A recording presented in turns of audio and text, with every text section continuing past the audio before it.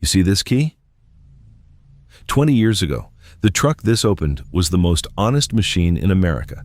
It didn't have a touchscreen. It didn't need a software update. You put the key in, you turned it, and it went to work. Every single time. That truck is probably still running somewhere right now. But your truck, the one sitting in your driveway right now, the one you're still paying $900 a month for, do you know what it's worth today? I'm going to tell you. And I promise you, you are not going to like the answer. They won. The manufacturers, the bankers, the tech executives who decided that a tool built for real work should be turned into a luxury gadget. They won. And you are the one paying for it. Stay with me. Because in the next 8 minutes, I am going to show you exactly how it happened, who is responsible, and why the truck you trusted has quietly become one of the worst financial decisions you ever made. Let's start with money, because that's what this really is about.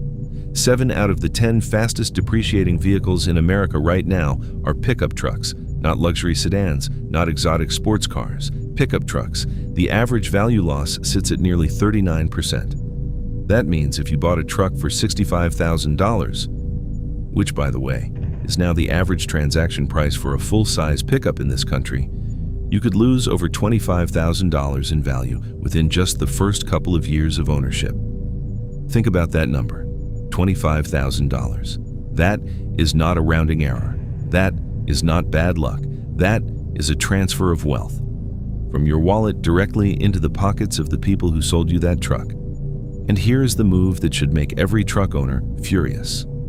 When these manufacturers need to move inventory, they start slashing prices on new trucks, tens of thousands of dollars in discounts, overnight. No warning, no apology. And the moment they do that, your truck, the one you just bought 6 months ago, is suddenly worth $10,000 less than it was yesterday. You didn't do anything wrong. You just trusted them, and they stabbed you in the back without blinking. Total auto loan debt in the United States has now crossed $1.7 trillion. That is not a number. That is a monument to how many working people got convinced to spend money they didn't have on trucks that were designed to lose value before the war. Now here is where it gets darker. Because the depreciation isn't an accident, it was engineered. 20 years ago, a naturally aspirated V8 with a cast iron block was built on what we called the overbuilt philosophy. Manufacturers designed those engines with more durability than they needed, extra tolerance, extra strength, because these machines were tools, and tools needed to last. Those trucks regularly hit 300,000 miles. Some hit 500,000 without a major rebuild, because they were built by people who respected the machine. Now open the hood of a 2024 pickup truck. What do you see? A maze of wiring harnesses, sensors, control modules, turbocharger systems, and high-pressure direct fuel injection setups operating under stresses. Those components were never built to survive long-term. To satisfy emissions regulations and hit advertised horsepower numbers, manufacturers are forcing tiny, undersized engines to work at the absolute limit of their design every single day, under full load. Yes, the numbers look impressive on paper, but paper doesn't tell you what happens when the twin turbo seals start leaking at 90,000 miles. Paper doesn't show you the repair bill when a high-pressure fuel pump fails and takes injectors with it. And paper sure doesn't warn you that replacing a modern truck's air suspension system can cost more than some people paid for an entire truck back in 2003. The second buyer knows this. The used market knows this. The moment your modern truck leaves the warranty window, buyers start doing the math on what it will cost to keep it alive. And that math is terrifying. That fear is exactly what's destroying your resale value.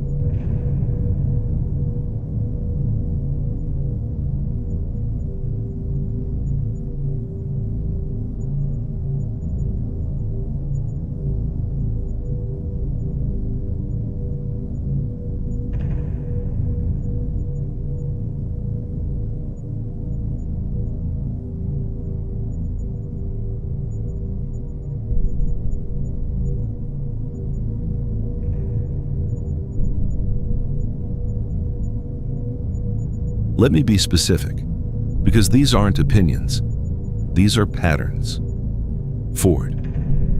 For 5 consecutive years, from 2021 through 2025, Ford ranked as the most recalled automaker in the United States. In 2025 alone, one single year, Ford issued 153 recalls affecting nearly 13 million vehicles, 153 recalls in 1 year, and nearly 80% of those recalls in 2026 were connected to software and electronic system failures. We had owners spending $80,000 or more on F-150s only to discover rear axle bolt failures, not software bugs, not infotainment glitches, the actual axle, the thing that connects the engine's power to the road, failing on brand new trucks. Quality was once Ford's promise. It was literally their slogan. Quality is job one. That slogan is now an insult to every person who believed it. General Motors. GM's 6.2-liter V8 engine, found in hundreds of thousands of Silverados and Sierras from 2021 through 2025, became the center of connecting rod-bearing failure lawsuits. These engines were seizing completely while moving at highway speed. No warning light, no noise, just sudden, catastrophic mechanical death. The National Highway Traffic Safety Administration reopened its investigation in early 2026 because trucks that had already received recall repairs were still failing. The fix didn't fix it. And then there's the tailgate, GMC's MultiPro, Chevrolet's Multiflex, a folding, multi-position, electronically controlled tailgate that can fail from minor rust exposure or a small impact and costs up to $4,000 to replace. $4,000. For a tailgate. You are paying for complexity you never asked for, and you are paying again when it breaks. Electric trucks, the Rivian R1T, the GMC Hummer EV, these were marketed as the future of the truck, the revolution, the reinvention. The Hummer EV can lose $70,000 in value in a relatively short period of ownership. Let that sink in. $70,000. Gone. Because real buyers understand one simple truth. Batteries degrade, software becomes obsolete, and replacing a battery pack that weighs more than a small car can cost more than buying a reliable used diesel pickup. The used market doesn't believe Silicon Valley promises. It believes in pistons, it believes in cylinders, it believes in machines it can fix with its own hands. I want to ask you a serious question. How much of the technology in your modern truck do you actually use to get work done? The 15-inch touchscreen, the 64-color ambient lighting, the massaging seats, the built-in Wi-Fi hotspot, the 360-degree camera system, the digital instrument cluster. Who asked for any of this? Who needed it? Not you. You needed a truck that could pull a trailer, haul materials, and start on a cold morning without drama. That's it. These features exist for 2 reasons, and neither of them is your benefit. First, they lower manufacturing costs when they replace physical switches and mechanical controls with software-driven interfaces.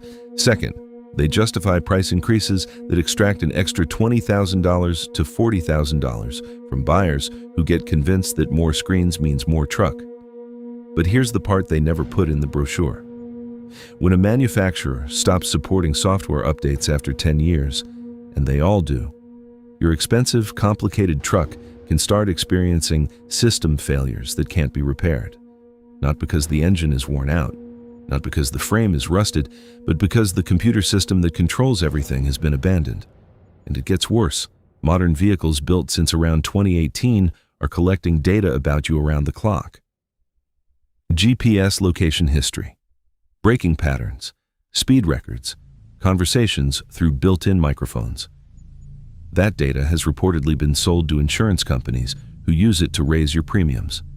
Some manufacturers have used sensor data to deny warranty claims by arguing that the owner caused the damage. You paid $85,000 for that truck. And it is surveilling you. That is not a vehicle. That is a subscription service with wheels on it. So let me tell you clearly who won this fight. Because it wasn't you. The manufacturers won. They turned a durable, repairable, long-lasting tool into a product with a built-in expiration date. They created a forced replacement cycle. They convinced an entire generation of truck buyers that a pickup wasn't worth owning unless it had heated steering wheels and a surround sound audio system. And in doing so, they guaranteed that you would be back at the dealership every 4 to 5 years, taking on more debt handing them more money. The banks won. $1.7 trillion in auto loan debt doesn't exist because people are making smart decisions. It exists because the system was designed to keep you borrowing, keep you paying, and keep you underwater on a depreciating asset. The data companies won. Every mile you drive in a connected truck is a mile of data being harvested, packaged, and sold. You are not the customer. You are the product.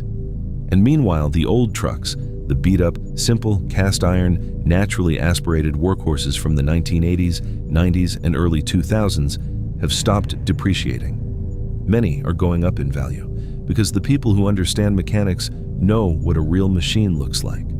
Because those trucks can be rebuilt with common tools by human hands, because nobody can disable them remotely, update them against your will, or surveil your every move through them. They owned the machine. You are renting permission to use the software.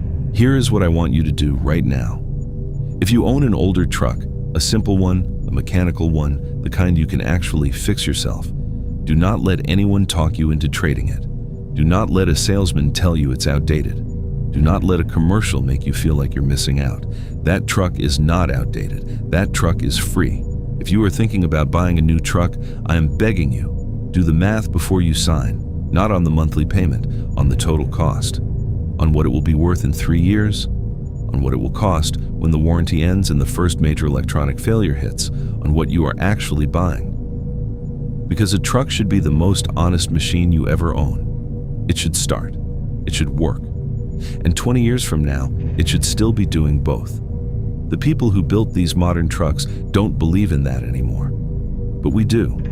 They won the market, they won the headlines, they won the showroom. But they are never going to win the argument that a $90,000 truck that can't be repaired, surveils its owner, and loses half its value in 4 years is a better machine than one that runs forever because it was built with integrity. Subscribe, turn on notifications, because we are just getting started.